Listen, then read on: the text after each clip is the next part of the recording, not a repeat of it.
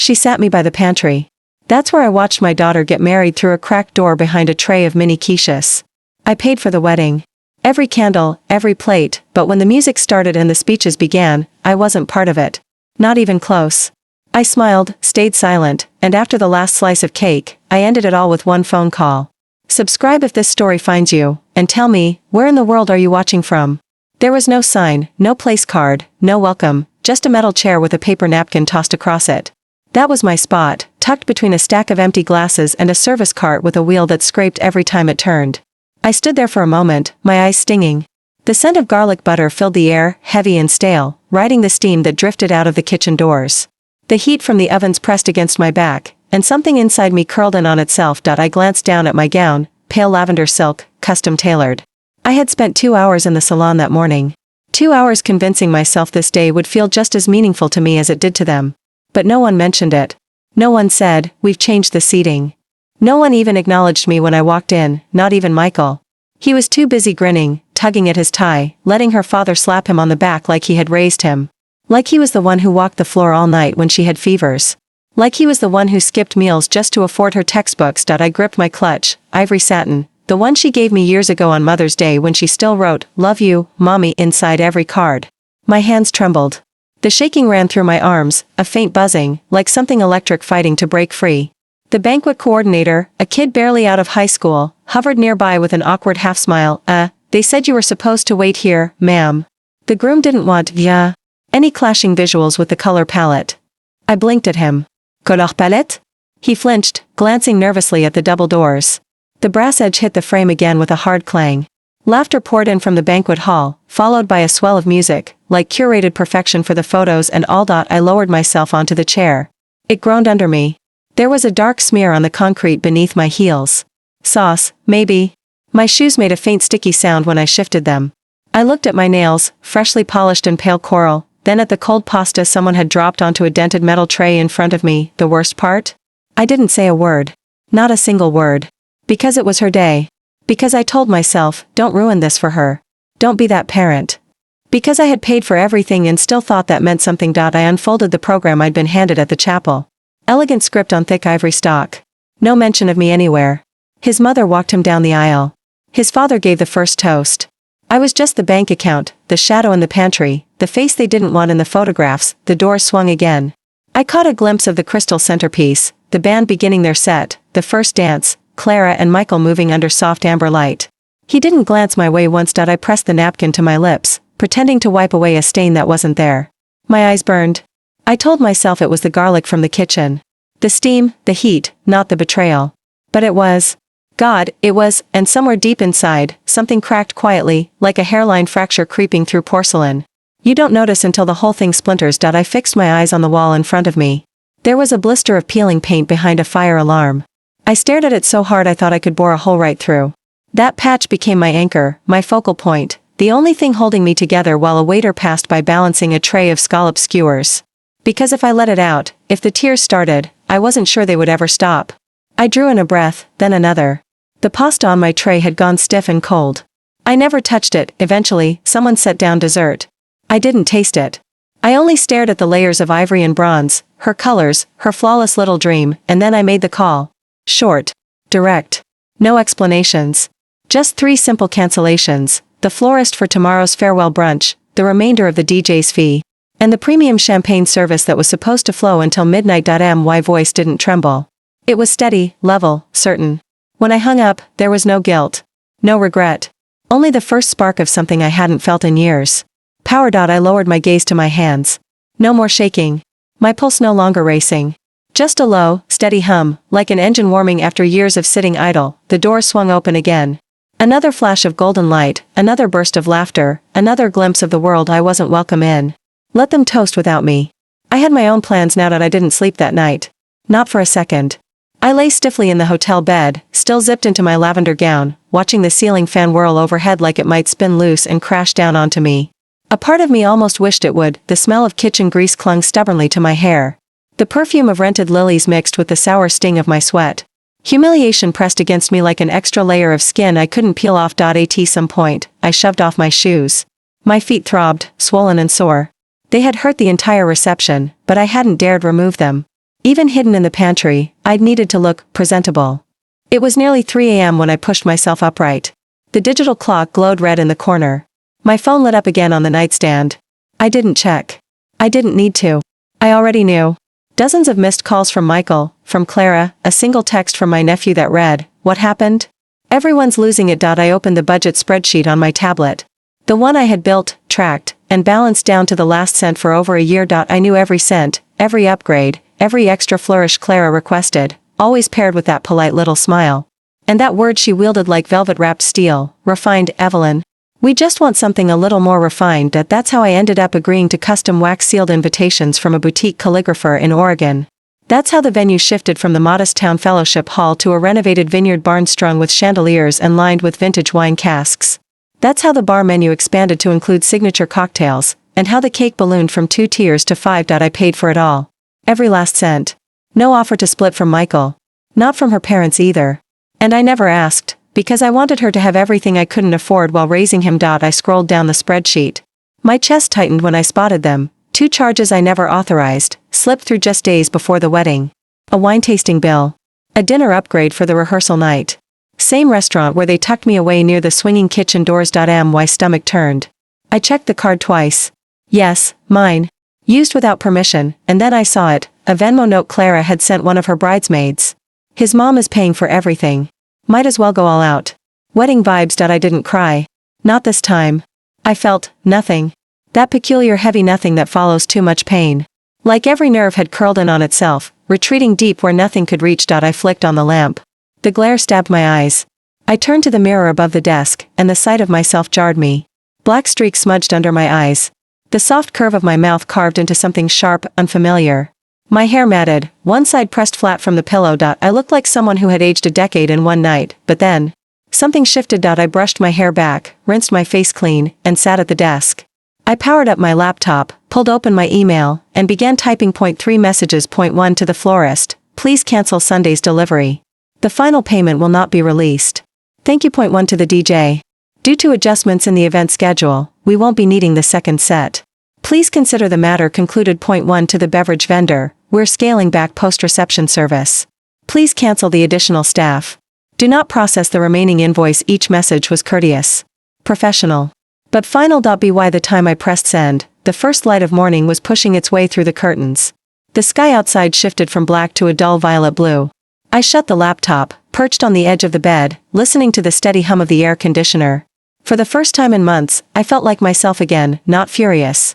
Not yet. But finished with being useful. Finished with being the wallet. Finished with being the afterthought. Let them scramble. Let them stumble through explanations. Let them remember the silence when the music cut short, when the champagne stopped flowing, when the bouquets never arrived. And let them wonder why, and maybe, just maybe, they'd remember who made that wedding possible in the first place. The woman tucked away in the pantry, the one they'd cropped out of the pictures. The band's bass thudded through the wall like a faint heartbeat. I sat there on the metal chair, nibbling at a plate of cold hors d'oeuvres, sipping a flat soda from the catering cooler, pretending I couldn't hear. But the laughter, the applause, the clinking glasses, it all seeped through the swinging doors, each sound a reminder of exactly where I wasn't. Someone raised a glass. A man's voice carried above the noise, her father's, maybe, or Michael's best man. I shifted just enough to catch a sliver of the room through the doorframe. There they were. Gathered in front of that absurd floral arch I'd commissioned from Dylan. Gold chairs glinting. Candles floating in tall glass cylinders. A neon sign glowing in cursive, "Our forever starts here." I knew the voices even without the faces.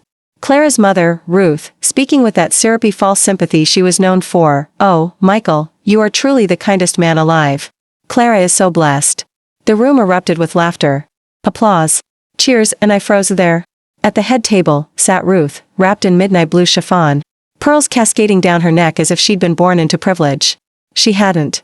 I'd only met her 3 times before the wedding. Not once had she asked about my life. Not once had she thanked me for footing the bills. Not once had she even hinted at contributing a cent. Beside her was Clara's father, holding court like some self-appointed monarch of the cul-de-sac. His booming laugh carried over the music. This was the same man who'd clapped me on the shoulder at the rehearsal dinner and said, "We admire your grit.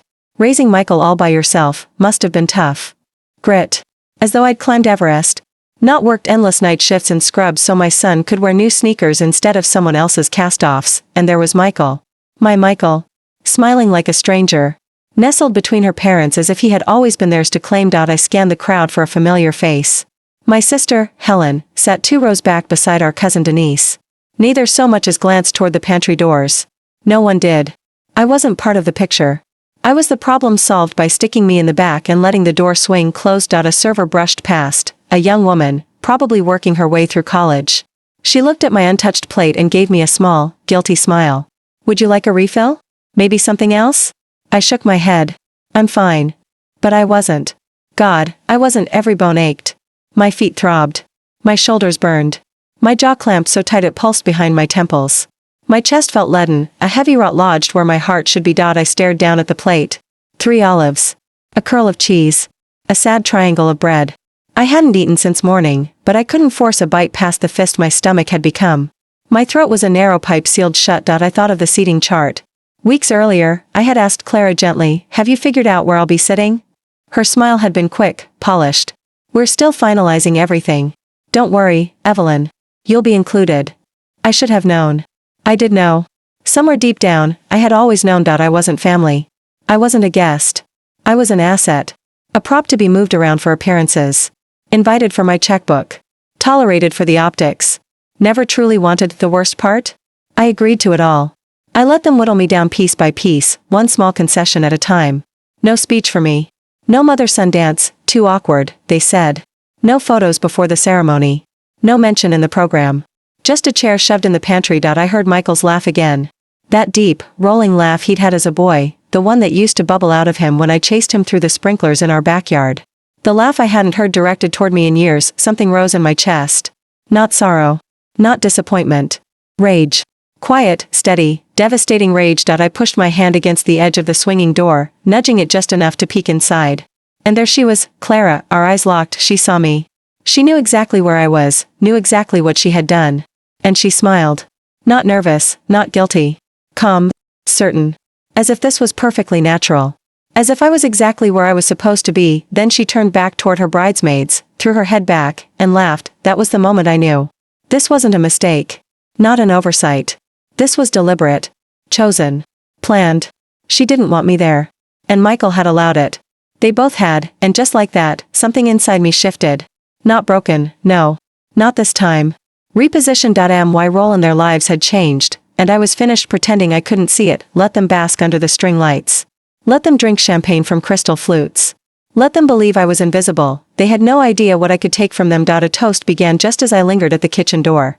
Someone dimmed the lights in the hall. The string lights glowed overhead, the gold chargers sparkled on the tables, the microphone squealed, then steadied. Her father's voice boomed through the room like some MC on a stage, to our daughter, Clara, and her perfect new husband, Michael. The crowd roared. Cheers rattled the walls. I stepped back. Behind me, the kitchen was a storm of clattering trays and rushing servers. Voices swelled behind me, a server snapping at another about table 9's gluten-free entree. I shifted to the side and pressed against the wall. The plaster felt cool against my back. The air reeked of garlic and hot oil, thick and clinging. On the other side of the swinging door, Clara's father's voice thundered on. When Clara was little, she told us she wanted a fairy tale, a prince, a castle, and a happy ending. Well, sweetheart, today you've got it. Applause exploded. My breath snagged in my chest. He hadn't been there when Michael was little. Hadn't seen me scrubbing vomit off the bathroom floor at 3 a.m. Hadn't watched me sew buttons back onto his school shirts by lamplight. Hadn't braved icy highways just to get him to his chess tournaments. But now, here he was, rewriting the story, with me erased. I glanced down at my hands. The fingers were mottled, skin thin, trembling just slightly. The cold air vent above prickled my arms. Then came Ruth's turn. Her voice coated in syrup, every word rehearsed to death. We're so blessed to be surrounded by so many people who love Clara and Michael. And to welcome Michael into our family. He already feels like another son to us. Another cheer, another son, but not a single word about me. Not a single acknowledgement. No, thank you, Evelyn. No, we appreciate your sacrifice. No, this day wouldn't exist without her. Nothing. I bit down on the inside of my cheek so hard I tasted iron. My feet throbbed, but I refused to sit. Then it came, the part one dreaded. The groom's speech. Michael stepped up to the microphone. Radiant. Strong jaw. Confident posture. The tailored suit I had helped pay for. I had watched him take his first breath in a NICU incubator. And now he stood there, grown, glowing, a stranger. I just want to thank everyone for being here, he said. His voice was deeper than I remembered, polished smooth like he'd practiced it in a mirror. I feel so lucky. Clara, you've made me the happiest man alive. And to your family, thank you for welcoming me as one of your own. I truly feel at home with all of you. My throat closed, and to everyone who helped make today possible. Thank you. This has been the most unforgettable day of our lives. My name wasn't spoken. Not once. I had paid for the hall, the catering, the photographer, the DJ, the linens, the custom neon sign. I even bought the dress Clara wore as she stood there with her hand looped through his arm. And still, I didn't exist. The servers clapped. I stayed still. The band struck up again. The dance floor began to swell with movement. Someone placed a slice of cake on a plastic plate in front of me. Vanilla with blackberry filling. Her favorite. I've never liked blackberry. I stared at the slim gold fork they'd given me. My hand was steady now. I remembered when Michael turned 10 and begged for a chocolate cake with rainbow sprinkles. I'd worked 2 extra shifts just to afford the one he'd pointed out in the bakery window. His eyes had lit up when he saw it. He'd hugged me so hard that day. That boy was gone. In his place stood a man who didn't even think to save me a chair. I slid the cake aside. I waited until the last crumbs of dessert were gone. Until ties loosened, lipstick smudged, music at its highest pitch. Then I stepped out of the kitchen, past the servers, past the bar, and slipped out the side door. The air outside was cool and still.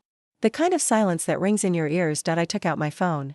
3 calls, the florist, the bandleader, the bar manager. Polite. Direct. No explanations. By the time I walked back into the hotel, the wheels were already in motion. Tomorrow's brunch, cancelled. The late night set, gone. The extra bartender and custom cocktail menu, pulled. I had stayed quiet long enough. Let them enjoy what's left. Let them feel the gap, the absence. Let them ask questions. Call me dramatic. Call me petty. Call me ungrateful. They had already erased me from the story. All I did was turn the page. The hotel room smelled faintly of rose lotion and something metallic. Maybe the stress, maybe my own skin. I sat cross-legged on the bed. The comforter was still pristine beneath me, untouched since I'd checked in 2 nights ago. I hadn't cried. Not once, but something inside me had turned cold. Not frozen. No, frozen things shatter. I was hardening. Tempered. The sun hadn't risen yet. I reached for my purse and pulled out my phone. 6 missed calls. 2 voicemails. A dozen texts. Michael, where are you? Why is brunch cancelled? Mom, seriously, this isn't funny. Clara, I don't understand what's happening. Are you okay? This is so childish. I laughed softly. Just a puff of air through my nose. Childish. I opened my banking app. My fingers moved with the muscle memory of someone who had balanced accounts every Sunday for decades. The charges were still there. Unauthorized. Arrogant. The bride, my new daughter-in-law, had treated my card like her own, covering a pre-wedding spa day and bar crawl for her bridal party. I could see every detail in the itemized receipts: champagne bottles, manicures, facials, brunch for 8. No one asked me. No one even told me. The trust I'd carried in my chest, like a warm old quilt, felt shredded. As if someone had snipped it apart in the night while I slept. I clicked over to my email. 2 new messages. Point 1 from the florist: we are disappointed by the sudden cancellation, but understand. Per our agreement, no refunds for less than our notice. Fine. The other from the band manager: we were halfway through setup when your cancellation came through. Extremely unusual, but your instructions were clear. The deposit will remain untouched. Also find out I wasn't doing this for refunds. This was for me. For the invisible woman in the pantry chair. For the mother erased from her own son's milestone. My stomach growled. I hadn't eaten since the day before. The very thought of food made me queasy. Instead, I stood up, yanked the stiff curtains open, and watched the sunrise spill into the sky, first orange, then pink, then a pale yellow that made everything look almost painted. And then I remembered something. A little red file folder, tucked away in the bottom drawer of my dresser back home. Old paperwork, legal things, letters I'd never thrown away. It felt like it had been whispering to me this whole time. I packed slowly. Took a shower, rinsed off the perfume and the resentment, dried my hair, slipped into jeans and a button-down shirt that still smelled faintly of lavender detergent. Checked out of the hotel without a word. The drive home was quiet, just the tires on asphalt and the soft hiss of static from a radio playing songs I didn't recognize. The kind of drive where your own thoughts start to echo back at you, louder than anything else. He didn't mention you. They all saw where you were sitting. No one did anything. When I turned into my driveway, the roses I'd planted 2 summers ago were in full bloom. I didn't stop to admire them. I went straight to the bedroom, opened the dresser, and pulled out the red folder. Sat down on the bed. At the bottom of the stack, beneath old insurance papers and faded photos I hadn't looked at in years, was a letter. The envelope was yellowed at the corners, postmarked from Arizona. The date written in my late husband's familiar slanted handwriting, The year he left. I remembered finding it weeks after he died. I hadn't opened it then. Couldn't. It had felt like salt on an open wound, like letting him speak from the grave when I wasn't ready to hear him, but now, I slid my finger under the flap. The paper was thin. His handwriting pulled me back in time. It began simply, "Clara, I know you never wanted to hear from me again, but I need to tell you something. My pulse quickened. My hands trembled. I've been carrying a secret, and I can't take it to the grave. You deserve the truth. Michael. He isn't biologically yours. I found out years ago Clara was pregnant when we got together. I thought I could pretend he was mine. But he wasn't. And neither of them ever told me. I stopped reading for a moment. The room spun, just for a second, then settled. I finished the letter. Apologies. Excuses. Regrets. Words that meant nothing now. Michael, my Michael, was the product of an affair. Another woman's child, dropped into my life like some test I hadn't known I was taking. And I passed. God help me, I passed every scraped knee. Every bedtime story. Every night shift I took so I could buy him sneakers and class photos. I passed with flying colors, and yet here I was. Discarded. Replaced. Erased, but now I had clarity, a truth sharp enough to cut through decades of silence. And I was done bleeding. I didn't cry. Not a single tear. Not even with that letter trembling in my lap, its weight heavier than anything I'd ever held. What would be the point? Tears had built Michael's childhood. Tears had paid for his shoes, his asthma medicine, his first car. Tears had soaked my pillow after his father left. And again when he walked across the high school stage.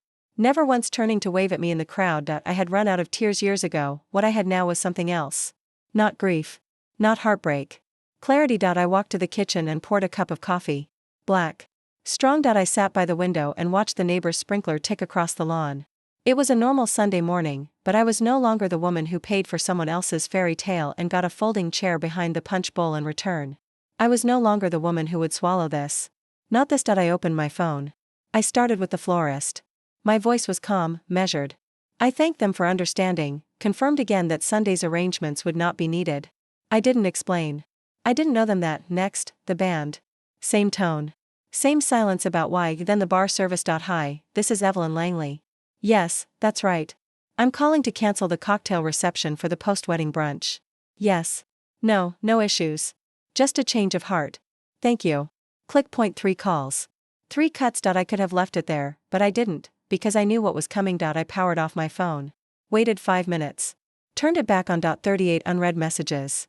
3 voicemails. Michael again. Mom, where are you? The band didn't show. What the hell is going on? Clara's mother. I don't know what's happening, but this is incredibly unprofessional. People are asking questions. Then Clara herself. Evelyn, seriously. Is this because you were upset about the seating? That's just petty. We had a vision. Don't ruin this. Petty. The word echoed like a slur. Like a brand pressed into my skin, and yet, when I closed my eyes, all I could see was her smirking across the reception hall, knowing exactly where I was. Knowing exactly what she had done, knowing I wouldn't fight back. Until now. I turned the phone off again, let them spiral. Let the questions pile up. Let them realize the bar ran dry because I was the well. That the music stopped because I paid the final note. That the flowers never arrived because the roots were rotten. I wiped down the counters. Fed the cat. The most peace I'd felt in months. Around noon, the doorbell rang. I didn't answer. Let them knock. Let them sit in the heat of their own discomfort. Later that night, I posted a single photo on social media. Not of the wedding. Not of me. Just a picture of the check I'd written, account number blurred, signature visible. No caption. No explanation. Just that. A receipt of sacrifice, and then I logged off. Not just from the app, but from the guilt. From the silence. From pretending this wasn't betrayal. I didn't need their explanations. Their spin. Their justifications. Let them sit in the wreckage. I wasn't going to save them from it. The silence was the first sign they were scrambling. No more messages. No more calls. Just a strange stretching quiet, like the eye of a storm passing directly over my house. I could feel it, the tension, the waiting. They didn't know what I would do next. I didn't either, but whatever it was, it would be mine. Monday morning, I brewed coffee and sat by the window again. No makeup. No earrings. Just me, the day, and the quiet hum of the fridge in the background. Michael hadn't called since yesterday. The last voicemail had been short, stiff, defensive. You really made a scene, Mom. Everyone's talking. You embarrassed us. I don't know what you were trying to prove, but you crossed a line. I didn't even flinch. Because here's the truth no one likes to say aloud. You can give everything to someone, your time, your money, your love, and still be disposable. You can build their entire world and still be told you don't belong in the picture. The betrayal no longer surprised me. What surprised me was how little I cared now that I'd stopped begging for their approval. That morning, I deleted his contact from my phone. Just the name. The number remained. I didn't need to forget him. I just didn't want his name lighting up my screen like it still belonged there. Around noon, I went out, grocery store, post office, small errands. Life continued, and in the bakery aisle, of all places, I ran into Diane, my cousin, who'd flown in for the wedding. She smiled when she spotted me, but there was hesitation behind it. Evelyn. Hey, Dad, I nodded. She stepped closer, lowered her voice. Are you okay? I met her eyes. Were you okay? I asked, watching her remember me sitting back there. She flushed. I didn't realize that was on purpose. I thought maybe you. No. I cut in gently. You didn't think. That's all. A long silence. I'm sorry, she said finally. It was wrong. I should have said something. I nodded once. Thank you. She looked relieved, like that small moment of accountability had freed her. It hadn't freed me, but it was a start. When I got home, a bouquet waited on my porch. Carnations, cheap, already wilting. No card. I didn't bring the carnations inside. Instead, I walked them straight to the trash bin. Later that evening, I checked social media. The photo of the check had nearly 100 comments, old friends, colleagues, neighbors, people I hadn't heard from in years. Some were confused. Some were outraged. But most understood. One comment stood out. This broke my heart, Evelyn, and I've never related to something so deeply. Thank you for showing us we don't have to stay quiet. That was it. The beginning of something new. Not revenge. Not spite. Power reclaimed. Let them rage in group chats. Let them spin their own narratives. I wasn't replying. I wasn't explaining. I was finally choosing silence, not as submission, but as control. And this time, the silence was mine. It started with the drawer. A creaky, old thing in the guest room dresser, half stuck, always needing a little hip bump to open. I wasn't even looking for anything in particular. Just clearing out remnants of a life I'd been too tired to sort through. Somewhere between the yellowing tax returns and expired coupons, I found it, that red folder again. The same one I thought I'd already emptied, tucked into the sleeve, so thin it might as well have been part of the lining, was a second letter. No envelope this time. Just folded once, then again. Handwritten. Same slanted scroll. Same name. My ex-husband's signature stared up at me like a ghost of Michael. It was dated 3 days before his death. Evelyn, if you're reading this, I guess the first letter reached you. I don't know if you opened it. I hope you did. I won't waste time apologizing again. I need to tell you something more. Something I couldn't carry with me. Something I should have said a long time ago. Daniel wasn't just someone else's son. He was never supposed to be yours at all. When Clara left him at my door, she didn't want to keep him. She was 18. Terrified. She asked me to give him up for adoption. I couldn't. I didn't have the heart. I lied to you. I told you he was ours. That it was a mistake from before we got married. You believed me. You raised him. You loved him like he was flesh of your flesh, but the truth is, he wasn't even that. He was a stranger's child, and you? You made him your world anyway. I don't know how you'll feel reading this, but I hope, God, I hope you know that whatever else I did wrong, I was right about choosing you.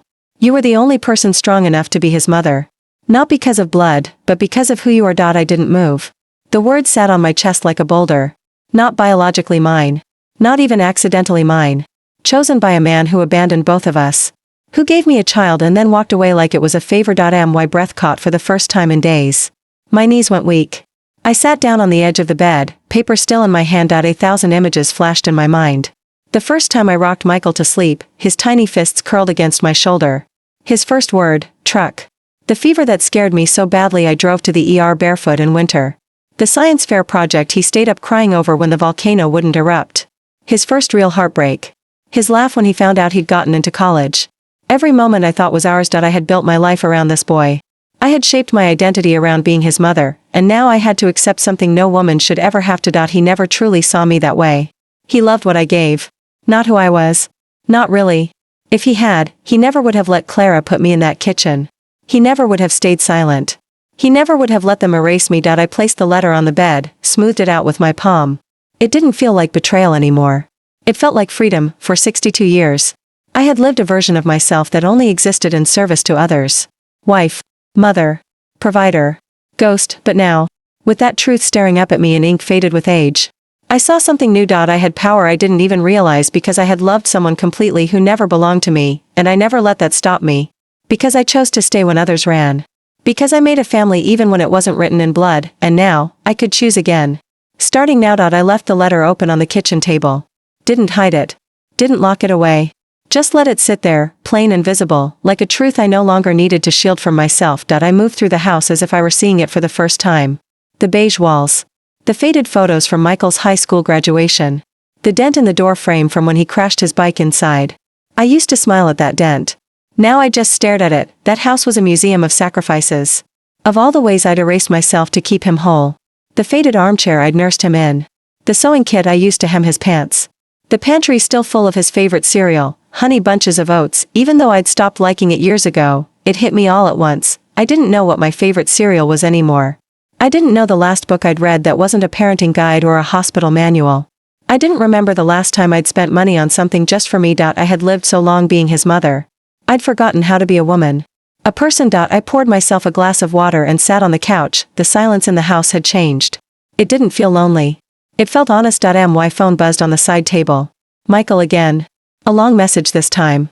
A different tone. I don't know what happened. I've been thinking about everything. Clara said she didn't mean to hurt you. I'm sorry if you felt excluded. If I felt. Not because you excluded me, not because you left me behind. If I felt, it was still about my perception. My comfort, my distance from blame. I didn't respond. Instead, I picked up the remote and turned on the TV. The hum of a cooking show filled the room, calm, steady, and for the first time in decades, I let myself simply exist. My eyes drifted to the letter again. He wasn't mine. Not biologically, not legally. But I had been his, until he made it clear I was no longer part of the family he was building. The ache inside me wasn't for him anymore. It was for the version of myself I had abandoned to raise someone who never once turned around to ask, "Are you okay, Mom?" All those years, all those birthdays I made special. All those Christmas mornings I stayed up past midnight wrapping dollar store gifts in perfect bows. All those, "You go sit, I'll do the dishes," kind of days I never had because no one ever offered. I had been his background music, his safety net, his reliable silence. But no more. That evening, I took every framed photo of us off the wall. Not out of anger. Not out of spite. Because it was time to stop living in a shrine to a version of motherhood that demanded I disappear. I boxed them gently, wrapped the glass in old towels, labeled the box, memories, not obligations. I cooked dinner just for me. A recipe I'd seen once on a travel show, lemon butter pasta with roasted cherry tomatoes and garlic. No chicken nuggets, no side of mac and cheese, just what I wanted. I lit a candle while I ate. Played soft jazz. Set the table for one. It was quiet, but not empty. It was the sound of reclaiming something I hadn't realized I'd lost, myself. The invitation list started with silence. No glitter pens, no gold foil, just a lined yellow notepad and the sound of my pen scratching across it. I wrote the names one by one. Not people I had to invite. People I wanted to. Clara, my old friend from the ER who used to sneak coffee into my locker when I worked doubles. Mr. Henderson. My next-door neighbor who always shoveled my driveway before I could get out there. Dina from the bookstore I visit every Sunday, who always asks about my week and actually listens. Nurse Janet, who once stayed late on her own birthday to help me cover a shift. No one shared my blood. But every single one had made me feel seen in a way my own son never had, and that was the new theme. People who saw me. It wasn't a wedding, wasn't a holiday, just a dinner at my house with my food, at my table. No folding chairs. No back kitchens. I spent the next few days getting everything ready. Not because I had to impress anyone, but because I wanted to. For the first time in years, I wasn't preparing something for someone else's story. This wasn't about Michael. It wasn't about redemption. It wasn't about proving anything. It was about making space for joy. For me. I went to the market and picked out the ingredients myself. Fresh basil, garlic, heirloom tomatoes. Not a single frozen appetizer tray in sight. I even bought a new tablecloth, blue with sunflowers. It reminded me of something I would have liked when I was 20, before all the burdens started stacking up like bricks around my life. On the morning of the dinner, I woke up early and played music while I cooked. Van Morrison, Stevie Nicks, Norah Jones. My house smelled like garlic and olive oil and lemon zest, warmth, effort. Home. The first guest arrived just before 6. Claire. With a bottle of red and a huge smile. "You look amazing, Eleanor," she said. I did. Hair soft, gray at the temples but loose and confident. A linen blouse that made my skin feel cool. No Spanx. No mascara tears waiting to happen. Just me. They trickled in after that. 6 guests. Laughter at the door. Hugs that lasted longer than necessary. Wine poured without asking permission. We ate at the table I once used for folding laundry and helping Michael with homework. Now it was full of passing plates, clinking forks, napkins dabbed mid-laughter. I laughed too. Really laughed. Someone brought up terrible first dates. Someone else admitted to stealing a pen from the bank every week out of spite, and somewhere between dessert and seconds, it hit me, this was family. Not ass. I didn't feel forgotten. I didn't feel managed. I didn't feel small. I felt present toward the end of the evening. As we sat under the string lights I'd draped across the back porch, Claire raised a glass, to Eleanor, she said. For being the kind of woman who reminds us it's never too late to take your seat at the head of your own table. Everyone clinked glasses. I laughed softly, and I meant every word when I raised my glass and whispered, to finally being seen, the knock came just after noon. Not loud, not urgent, but steady, like he knew I was home and wasn't going to leave until I opened the door. I stood in the hallway barefoot, watching his silhouette through the frosted glass. Michael. It had been a week since the wedding. 7 days of silence from me. 7 days of unraveling for him. I opened the door slowly. He looked the same, but not really. The suit was gone. So was the glow. He wore a wrinkled t-shirt, dark circles under his eyes. His mouth tightened when he saw me, like he'd rehearsed 10 different ways to start this conversation and forgot them all at once. Hi, Mom. I didn't say it back. I stepped aside, letting him in. He hesitated, then walked past me. The house was clean, quiet. Sunlight streamed across the living room floor. On the mantel, the photos were gone. Every last one of him. He noticed. His eyes flicked to the empty spaces. Where are the pictures? I ignored the question. Sit down, I said. Come. Flat. He obeyed, sinking into the armchair across from me. For a long moment, neither of us spoke. Finally, he sighed, running a hand through his hair. I didn't come here to fight. I nodded. Good. He shook his head. I don't understand what happened. 1 minute everything was fine, and the next you're canceling things, posting checks on Facebook. That stung. He didn't ask how I felt. He didn't say, I'm sorry. He wanted an explanation. I stood, walked to the hallway closet, and pulled out a box, setting it gently on the coffee table between us. What's this? He asked. Receipts, I said. Every one of them from the last 12 months. Venue deposits, dress fittings, caterer down payments. I even covered the extra dance floor you wanted. Remember that? His eyes scanned the papers but didn't touch them. Then I pulled out the next item, the letter, his father's handwriting. Unmistakable. I didn't speak while he read. I watched his face. At first confusion, then recognition, then the slow, creeping shade of disbelief. He looked up, his voice cracking. You knew? I do now, I said. He swallowed hard. So? You're angry because I'm not. I'm not angry because you're not my biological son. I cut him off. I'm angry because I raised you, Daniel. I gave you everything I had. And when the moment came for you to honor me, to stand up and say, this woman made me, you sat down. He looked down, silent. You let them push me into the kitchen, I continued, my voice steady, unshaking. You watched them humiliate me, and you said nothing. That's what broke me. Not your DNA. Not the money. He finally spoke, barely above a whisper. I didn't think it would matter. Emily said. She said it would be better for the pictures, for the look. I didn't think you'd be hurt. I laughed, cold, brief. You didn't think, exactly.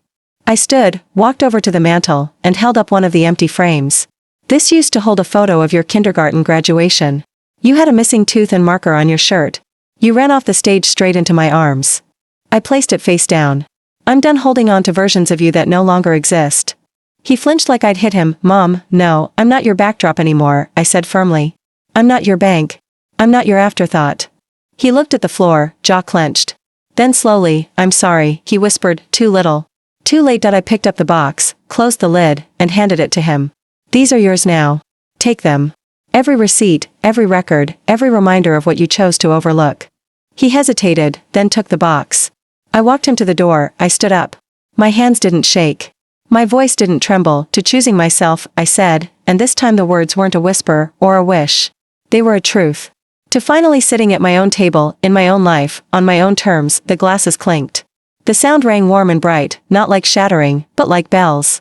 Laughter rose again, weaving through the candlelight and the smell of rosemary, folding itself around me like a soft blanket. I took a sip of wine and looked around the table. Claire, Dina, Mr. Henderson, Nurse Janet. People who saw me. People I had chosen. For the first time in as long as I could remember, there wasn't an ache, or a shadow, or a waiting for the other shoe. There was only this, good food, full hearts, a quiet joy blooming in my chest. I set my glass down, the tiniest smile playing at my lips. I wasn't a backdrop anymore. I wasn't a ghost. I wasn't a mother defined by someone else's silence. I was Margaret. And I was home. I looked at every face around that table, people not bound to me by obligation or blood, But by choice, by respect, by the kind of love that doesn't keep. Score. I raised my glass, to the mothers who stayed quiet for too long. To the women who gave everything and were told it still wasn't enough. To the ones asked to sit in the kitchen after building the damn house, this is for us. May we never sit down again unless it's at the head of our own table. Glasses clinked. Someone cheered. And I sat, not in the back, not out of sight, not in exile, but in my chair, my place. Daniel never called again. I didn't need him to. The people who mattered were already here. The next morning, I woke to birdsong and light spilling through my window. No regrets. No tightness in my chest. Just peace. I made coffee, sat on the porch with my robe fluttering in the breeze, and looked out at my garden, roses blooming wild and bright. I wasn't someone's backdrop anymore. I was the main character in my own life, and finally, that was enough. Thanks for listening. Don't forget to subscribe, and feel free to share your story in the comments. Your voice matters.